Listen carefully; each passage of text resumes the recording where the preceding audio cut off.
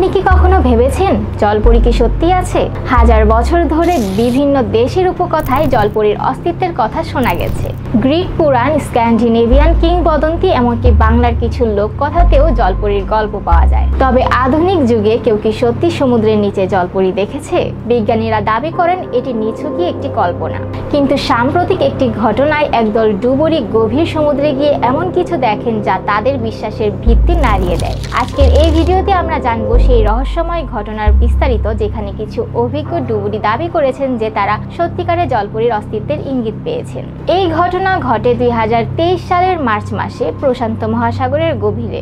একদল অভিজ্ঞ ডুবুরি ও সামুদ্রিক গবেষক একটি গবেষণার জন্য সেখানে গিয়েছিলেন। তাদের উদ্দেশ্য ছিল সমুদ্রের 300 থেকে 500 ফুট গভীরতায় এক ডুবে যাওয়া জাহাজের ধ্বংসাবশেষ খুঁজে বের করা। তবে তারা যা পেলেন তা কল্পনাকেও হার মানাবে। সোনার স্ক্যানারে ধরা পড়া সেই রহস্যময় অবয়বের আকৃতি দেখে মনে হচ্ছিল এটি মানুষের দেহের মতো, কিন্তু এর কোমরের নিচের অংশ ছিল ঠিক মাছের লেজের মতো। সেটি দ্রুত পানির মধ্যে মিলিয়ে যাচ্ছিল, কিন্তু কিছু সময় পর সেটি আবার ফিরে আসে। দলটি তাদের বিশেষ আন্ডার ওয়াটার ক্যামেরা দিয়ে সেটির কিছু ফুটেজ ধারণ করতে সক্ষম হয়।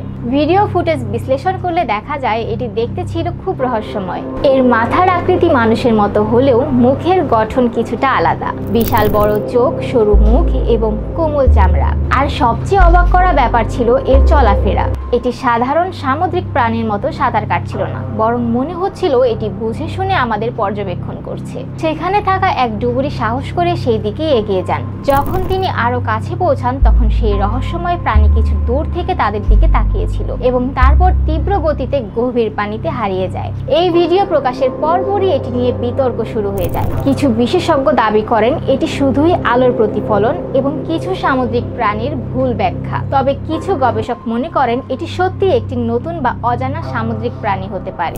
বিশিষ্ট সামুদ্রিক জীববিজ্ঞানী ডক্টর মাইকেল স্টিভেন্স বলেন, এখনো পৃথিবীর প্রায় 80% সমুদ্র অনাবিষ্কৃত। এমন অনেক প্রাণী থাকতে পারে যাদের আমরা কখনোই দেখিনি। এমন কিছু সামুদ্রিক প্রাণী থাকতে পারে যারা দেখতে মানুষের মতো এবং যাদের চলাচল আমাদের কাছে রহস্যময় মনে হয়। আবার কিছু বিশেষজ্ঞ বলছেন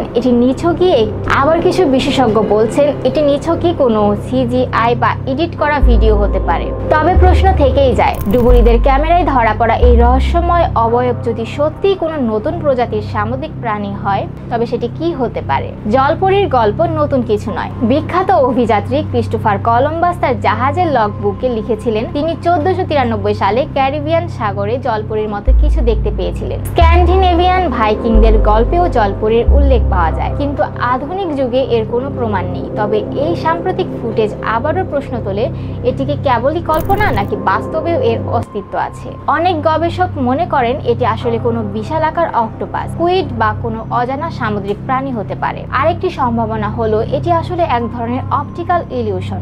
পানির নিচে আলো ও ছায়ার প্রতিফলনে এমন কিছু দৃশ্য তৈরি হতে পারে যা মানুষের মতো দেখায়। দর্শক, কেমন লাগলো আমাদের আজকের ভিডিওটি?